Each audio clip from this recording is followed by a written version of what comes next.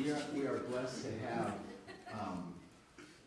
special guests today, but before I go there and introduce them to you, there are a couple of announcements that I have been asked to make. Regarding several upcoming events here at Community Center of Walnut Creek, the first one is the Christmas party that was scheduled for December 11th has been canceled. So we're not going to have that at that time on the 11th, and I guess we're not going to have it this year. There are details for other upcoming events in your bulletins. Please check your bulletins for those events, and they include a grief workshop. Our Christmas craft fair is coming up, and the Red Hat ladies are going to be having soup there, and our special remembrance service, and they're all listed in that bulletin. For those that have passed on or any losses that you've had in your life, that remembrance service is going to be happening. So check your bulletin for that. So at this time, I'm grateful and happy to introduce to you our guests and our leading the service today. Anne Marie Sayers is going to be leading the service, and she's going to come up and take it over. And also, we have the Red Tail Singers here, so they're going to be providing the music for Anne Marie. So, Anne Marie. Thank you for the kind introduction. And welcome to Ohlone Territory. That is the land that this church does stay on. I welcome you. I would like to honor the ancestral spirits in whose land we are on. Before I came into this beautiful place here, I was outside. I offered tobacco to our mother, and I asked for guidance so that the words that are shared, the songs that are sung, and the stories that are told will connect with you just in really a good way, so that you can take it out with you and connect with the natural elements and all the life that does surround you. So if we can stand and face the east where the sun rises.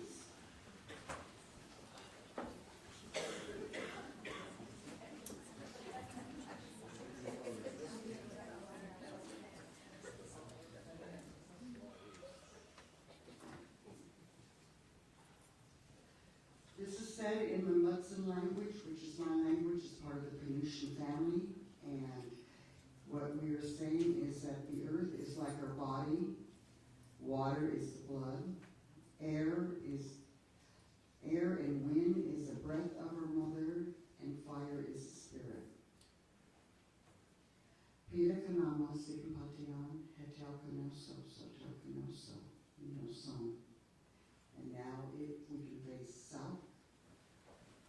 Let's get just really good thoughts, prayers, and energy for loved ones.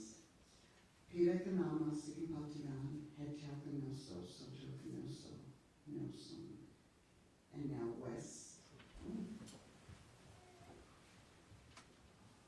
Pira kanama sikapatian hetelkanoso sotokanoso noson. And now, no.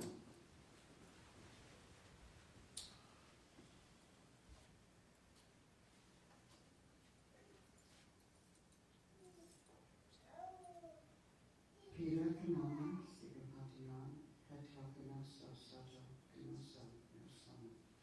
Noson is in breath, so it is in spirit. If it breathes, it's alive. If it's alive, it does have a spirit. And so, thank you for honoring the ancestors here on whose land we are now currently on.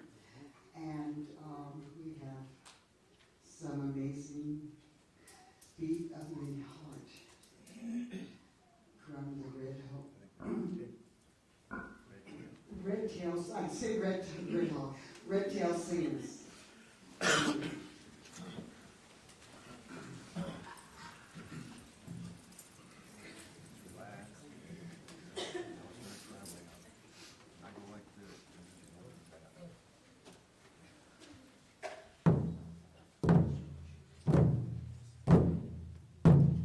Hey, hey,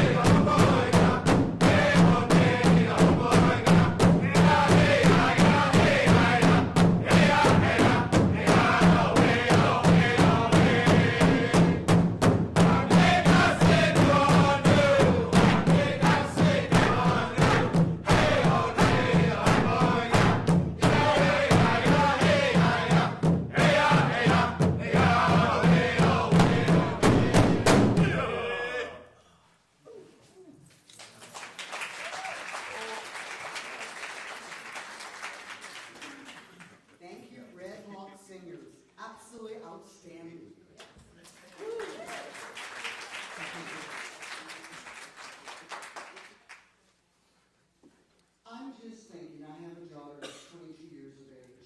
She's a full-time student at the Art Institute of California.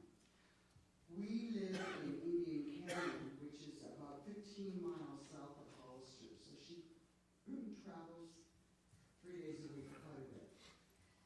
And when she was 5, she came home crying, her first day in school. And she's my only biological daughter. And so my heart's palpitating, and go, Candy, what's the matter? And she said, well, Mom, today in school, a boy told me that if I was Indian, I was dead. I tickled her. She started laughing. And I said, well, you're laughing, so you're not dead. And you're still Indian. It's quite amazing the number of people that think all California Indians are dead. Well, we're not. We're still here.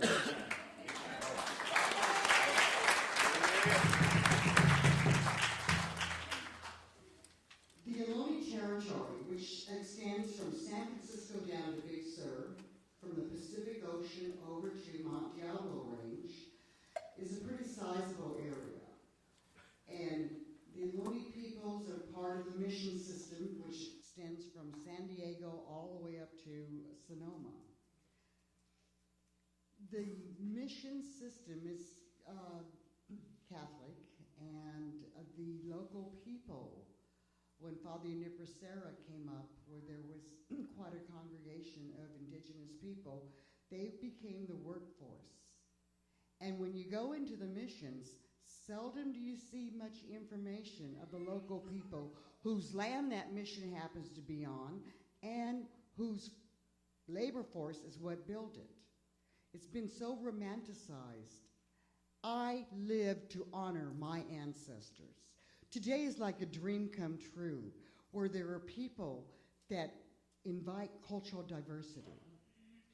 It really is a dream, because the American Indian did not get the right to practice their religion freely until 1979 with the American Indian Religious Freedom Act. It's amazing how much we're not taught in school about the local indigenous people. It's incredible how much has been whitewashed. I'm very much for truth in history. It's like, how many people realize 1860, the California Indian Slavery Act, where young Native peoples were sold into being indentured? How many people know that in 1854 alone, this government paid $1.4 million, $5 a head, 50 cents a scalp? It's amazing what we're not taught. There's one book out that's pretty good. It's called Lies My Teacher Taught Me. It's not bad, actually. I was surprised myself. And it had very little to do with Native Americans. But today I am living in a place where I have always been. It's an Oak Village site. It served as a safe haven for many people who did not like the restrictions at the mission of San Juan Bautista. And it's right in the heart of the Gavilan Mountain Range. And we've opened it up to all indigenous people whom are in need of traditional lands for ceremony. And for me, ceremony is so important. My mother believed when ceremonies, when dancing and singing stops, so does the earth. I too believe it. So what you are doing, red tail singers, did I get it right? I live right in the Gavilan Mountain Range. It means red tail hawk. And so you are part of the canyon. And so, but red tail singers, the songs you sang, I went right through me. Thank you so very, very much. Because that is what continues. And that allows, from a Native perspective and or from my perspective, the earth to continue as long as there is ceremony, singing, and dancing. With Indian Canyon, with it being open up to all indigenous people whom are in need of traditional lands for ceremony, it's amazing. The indigenous people from New Zealand, the Maori peoples that come up for ceremony, the Aboriginals from Australia, the Sami from the Norwegian countries, the indigenous people from, let's see, Norway and that area, Gwich'in people from Alaska. What's really surprising is the similarity among all indigenous people. And it is honoring the mother, honoring the elements. It is honoring all four directions, honoring all four seasons. And it is global. It's really quite fascinating. But to see people do their ceremonies in the manner in which they were taught, or is tradition, or is what it is, for me, it's a reason for living. Just like you being here today and being open to other ways of doing something that you do yourself. It's a reason for living for me. So the importance of ceremony is extremely, extremely important. And like I said, I am living my dream being here today with you. And now I believe we have Teresa. Teresa, you're going to share a story? Yes. We have a story that's going to be shared.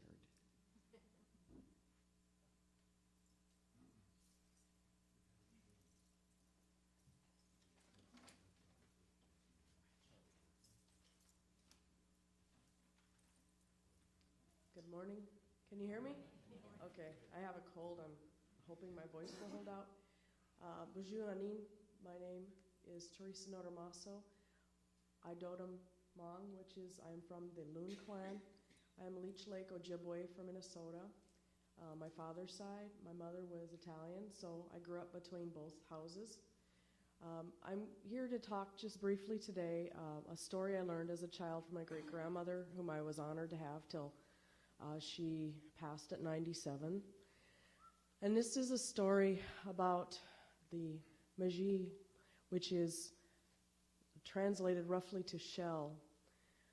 It's a kind of a cross between our beginning and creation. I brought with me a bit of my father today. I have his eagle feather, and I honor him as well from my great-grandmother's side, and I honor the drum, and I miigwech for being here today. Miigwech is thank you, and Anishinaabe, which is Ojibwe. So many years ago, many years ago, there was a Magi, a shell, that the people saw every day. It would come from the east, it would come up, it would reflect on the Great Salt Lake or the Great Waters, and it would set every day. And with the daylight from the Magi, the sun, the people would feel warmth and strength and life and all kinds of things by the water. And as the Magi got to the beginning and the center of the sky, all was hopeful. Things were growing, children were growing, everybody was healthy. But as it went to the far side and it got darker, went to the west and set, as the colors of the Magi were setting on the great waters, things got dark, things got quiet, people got sick. Then there'd be a period of darkness again, and once again the Magi would come up in the east, up, over, and another day of happiness and health would be, and living in life, and it would go all the way to the west and set again. And this went on, and as the people saw this, they wondered, they said, why is it that the Magi comes up every day? Why is it that it goes down every night? And one of our elders said, it's pointing us to a place where we need to be, inside and outside. It's also pointing us to a place where we need to move to, because of the place that they were at that point was a lot of sickness.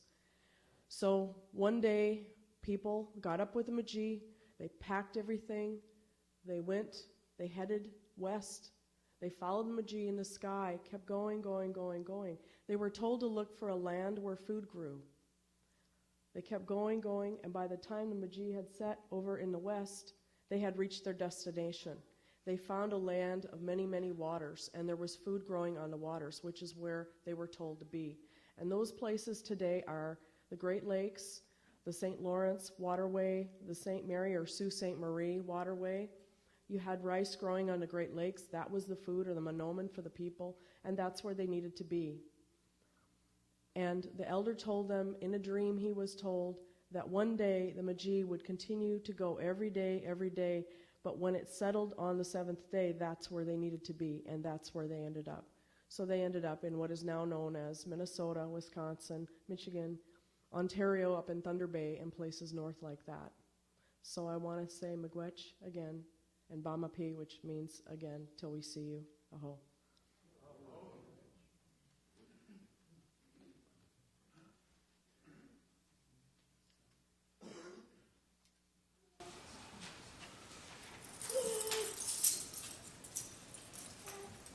Yes, we would love to hear. Hey,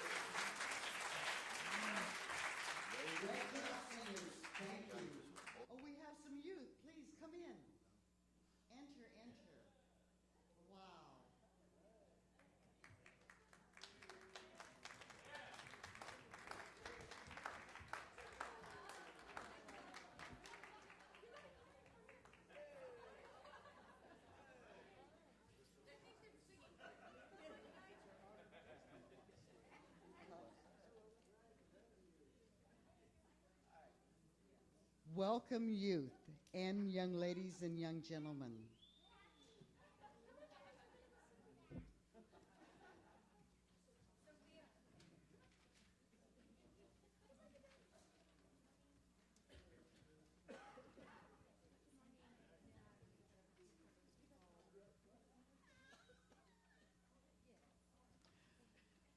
Teresa, thank you for your beautiful story you shared with us. You know, I'll tell you, in where I am from in Indian Canyon,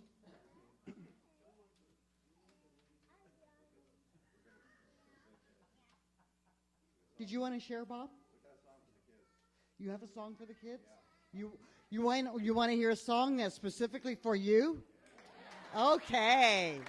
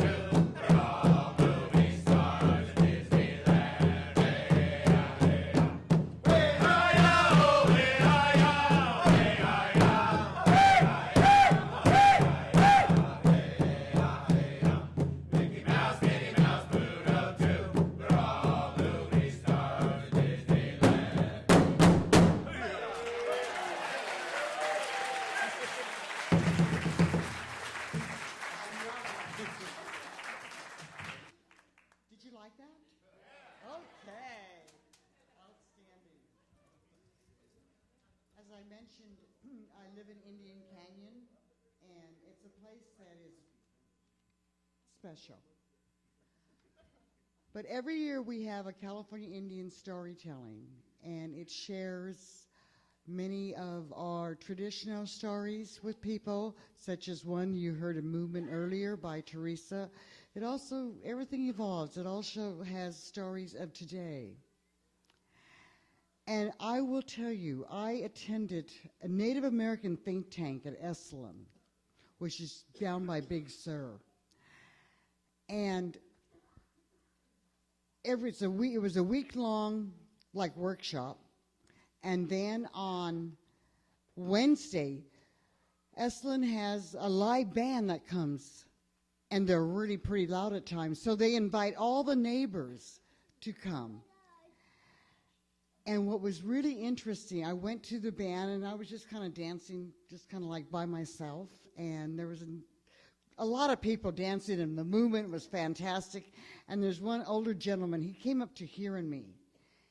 And we started talking.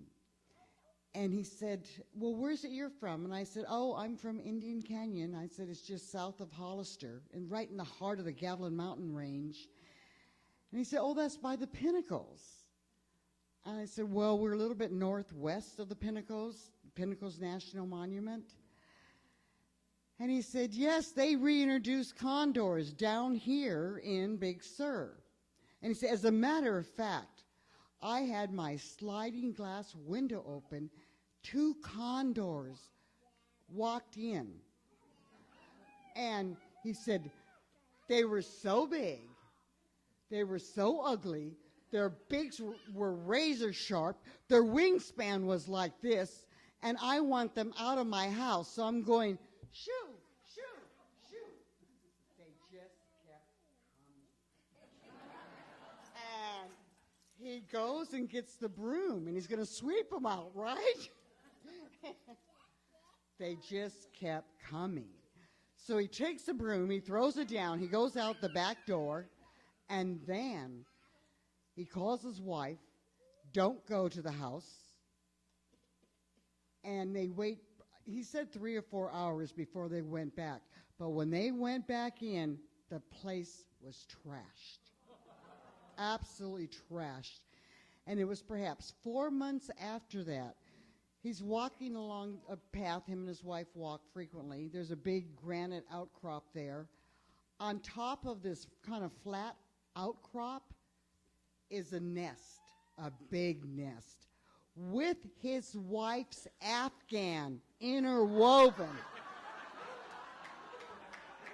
Interwoven. True story.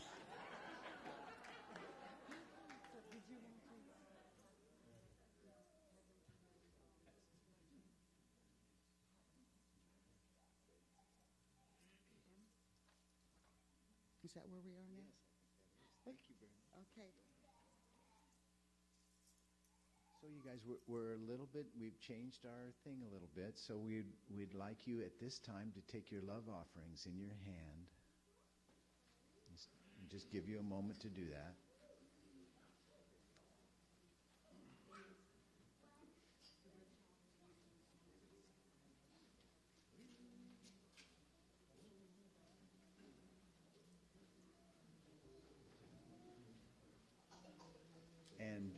And together let's share that our prayer of prosperity together through me, blesses and multiplies all that I am, all that I have, all that I give, and all that I receive. Thank you for helping me on that, Brother John. And will the ushers come forward? Yes, thank you.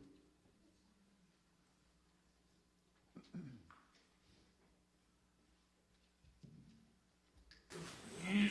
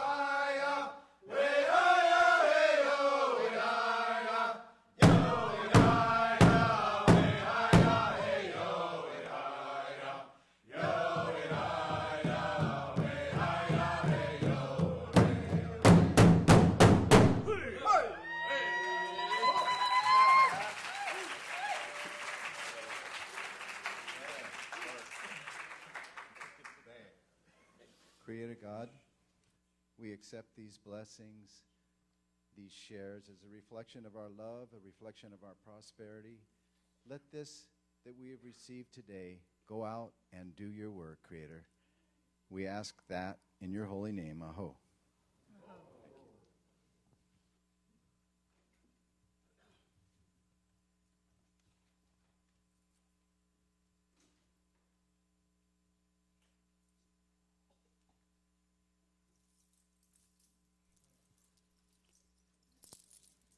What is your name? What is yours? Sarah. Sarah, do you know how Turtle got cracks on his back?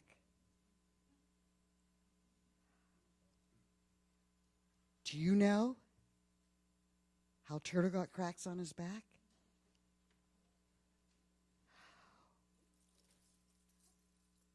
Right here's Turtle. And the sun is shining. And Turtle sees a shadow. And looks at the shadow. And then looks up and sees some birds. Here comes some more birds. And they're flying. And Turtle goes, "Where are you going?" And the birds look at each other. "We're going south." And then here comes two huge birds. They're condors. They're really big. "Are you going south?" Condor birds look at each other. "Yes." "Can I go with you?" He said, "Well, get a stick, and we'll come and pick you up." So Turtle's looking for a stick, finds a stick right outside of this church, and it's part of a sycamore tree. "I'm ready." They come down. They pick up Turtle with on each side of the stick. And Turtle goes up higher and higher and higher and higher. And everything in the ground looks smaller and smaller and smaller. He's getting tired. "When are we going to stop?"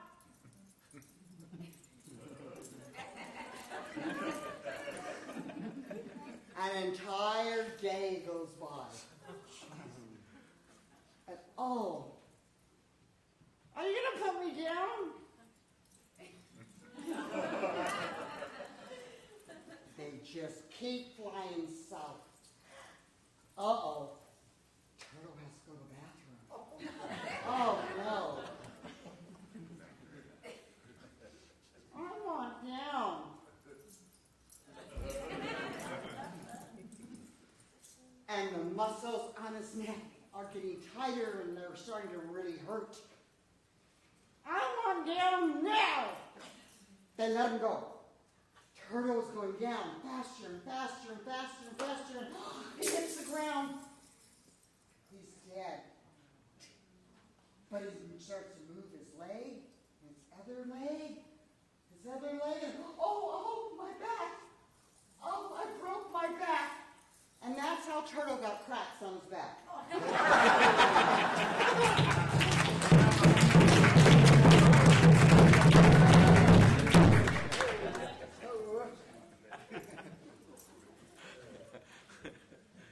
I mentioned that we've opened.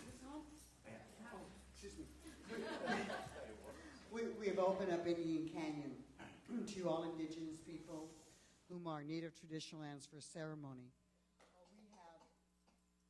There's about 7 sweat lodges. There's probably between 40 to 50 places for people to partake in their vision quests or their hamblecha, and there's naming ceremonies, there's big crown ceremonies, there are crown head ceremonies. There's a lot of ceremonies that take place. One of our lodge leaders there is a gentleman whom I have so much respect for, and whom I have seen whom has helped many, many people. And that is Chester Minor. And Chester, as I understand, yeah, beautiful, incredible man. You are going to share a story.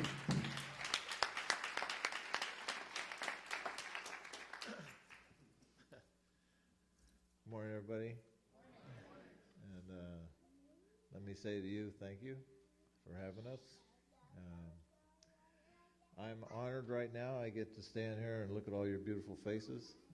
Unfortunately, you get to look at mine. But I'm going to tell a quick thing about the beginning. You know, the very beginning. When the human beings first got here and walked around, looked around, and couldn't figure it out.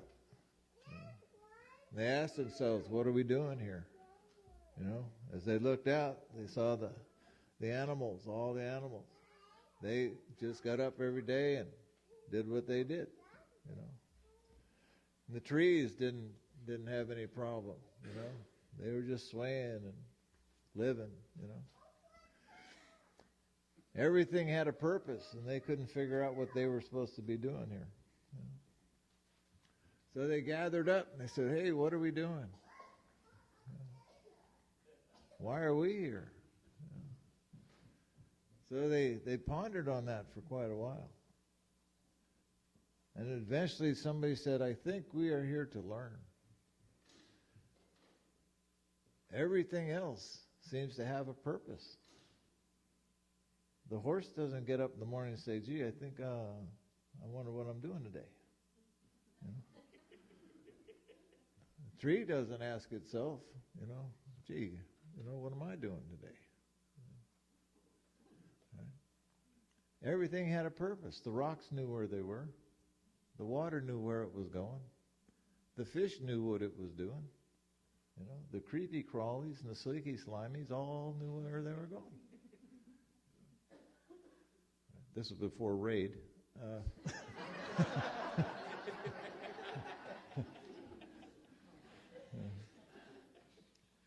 So the human beings sat around and they said, well, our job must be to learn. And we must learn from every other thing that is here. That must be our job. You know? So as they were learning, you know, they learned that their purpose was to learn. And that the Creator had not put them there by mistake. We are not here by mistake. You know, we have a purpose. And that purpose is to learn from one another. And as they went on, they also understood that the Creator also wanted us to acknowledge the Creator and say thank you. You know? So they adopted a way of living which was, and it was an indigenous way to live. When they would get up in the morning, they would say thank you. Thank you for the day. Okay. And you know, we hear that a lot, you know. We say thank you in the morning, we say thank you. When we go to bed, we say thank you. But there's a big space that we forget about. You know. The indigenous people didn't forget that. And they had adopted a way of going about their day where any time they ran across anything that was beautiful to them, was different to them, hit them in a new way, in a different way, they would stop right there, right then, at that moment and say, thank you, Creator, for allowing me to see this day. Right now. Okay. We're very busy in our lives. You know, we're shooting here and shooting there and going here and going there, and we're busy, and we got watches and we got clocks, we got secretaries, we got calendars, we got books, God, we're busy, ain't we? But it only takes an instant to stop and put everything back in perspective and say, thank you, Creator, for allowing me to see this day. You know, not to take things for granted. You know, not to believe that we're here, you know, to put everything in order. Everything was in order before we got here.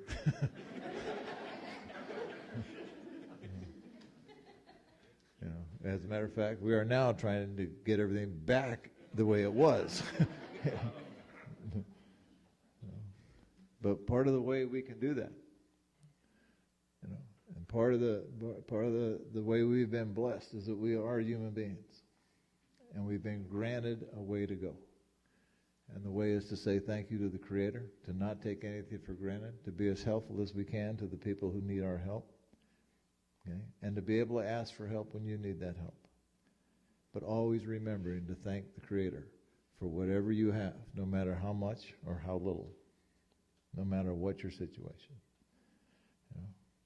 For that, I'm eternally grateful to be able to stand here today and to say thank you to each and every one of you. You know, for allowing us to come here and be here, to sing to you, to raise our voices to the Creator, you know, for the people. We do this for the people. You know, we do not do this for ourselves. This is all about the people, and you are the people just as well as we are the people. Okay? So I'd just like to say thank you all very much. And as you go through your day, as I was driving here this morning, you know, I came very early this morning. And the thing about coming early in the morning is there's a lot of things going on that a lot of people miss. You know, there's just a morning thing that happens in the morning. You know, the sun's coming up and birds are getting active and things are happening. And I was able to say thank you. I don't know how many times for Mandy to get here. Really, you know. A quick story. I was driving one day after I adopted doing this, and I pulled my car over real quick. And I had a friend of mine with me. He goes, "What are you doing?" I said, "Oh, I got to say thanks for a second." He goes, "What?" I said, "Look at that cow."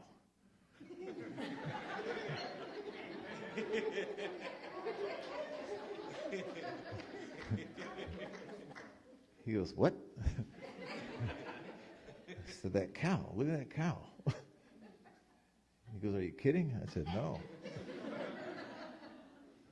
Thank you very much for allowing me to see that day. Yeah. And that's how I've chosen to live my life. So I say to you, thank you very much. I hope.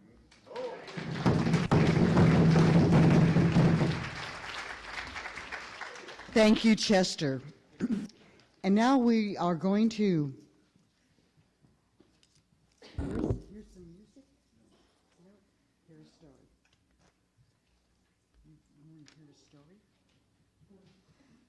Dwayne is going to share some words and perhaps some music with us this morning.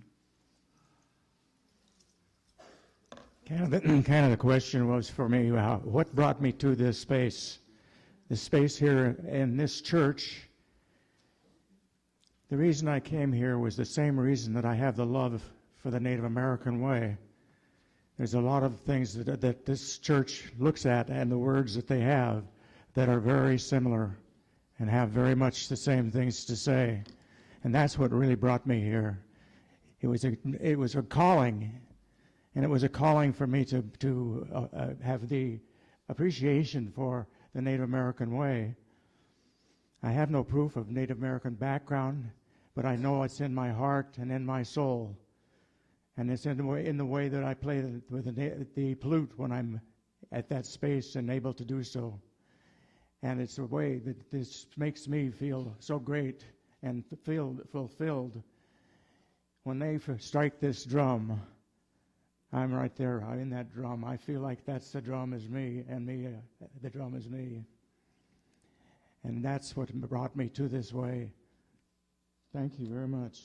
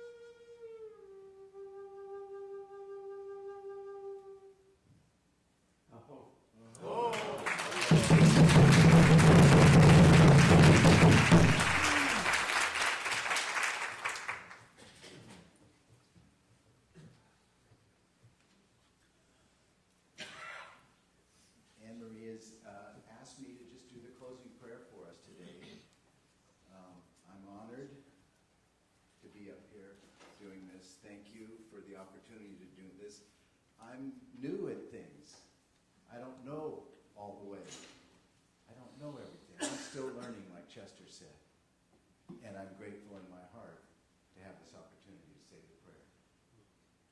So if you're willing to just take a minute here and pray along with me, and I say, thank you for our lives today, Creator.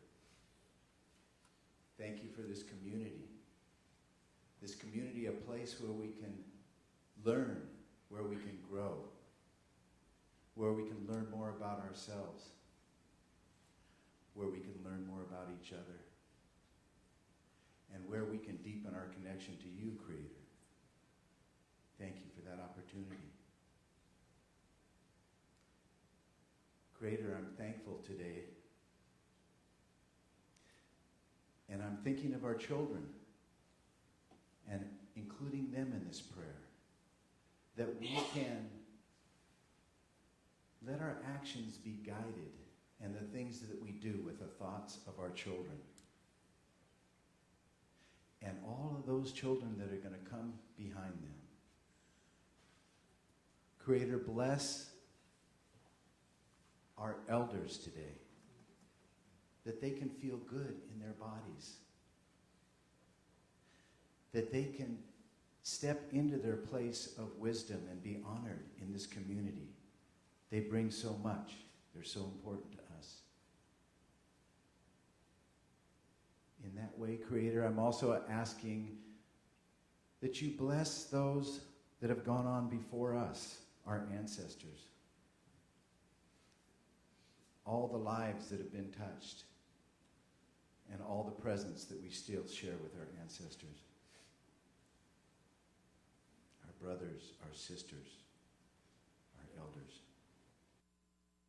Creator, thank you. And bless those that have less than us today. Touch their lives, touch their hearts. Let them feel what we're feeling today. Let them feel you, Creator, from the inside and out. Bless those people that are in our armed services today, Creator. And bless all of those that are in harm's way for what they're doing in a good way. Bless those, Creator, that are locked away in the prisons. Let them feel the sunlight today, Creator. Let them have a good night's sleep.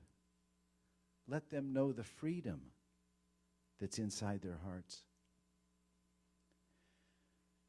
Finally, Creator, I'm asking for special blessings today for Anne Marie Sayers, for Indian Canyon, for the Red Tail Singers, the singers and all their relations and all their lives that are touched.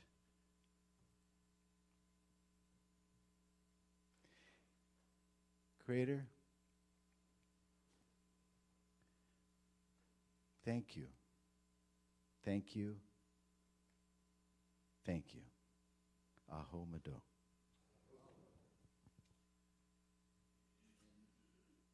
So thank you all for coming out today. This concludes our service. We will be out on the patio today and sharing. If you want to share and hang out with us all, we all love to talk and laugh and enjoy each other that way. So once again, thank you for coming out.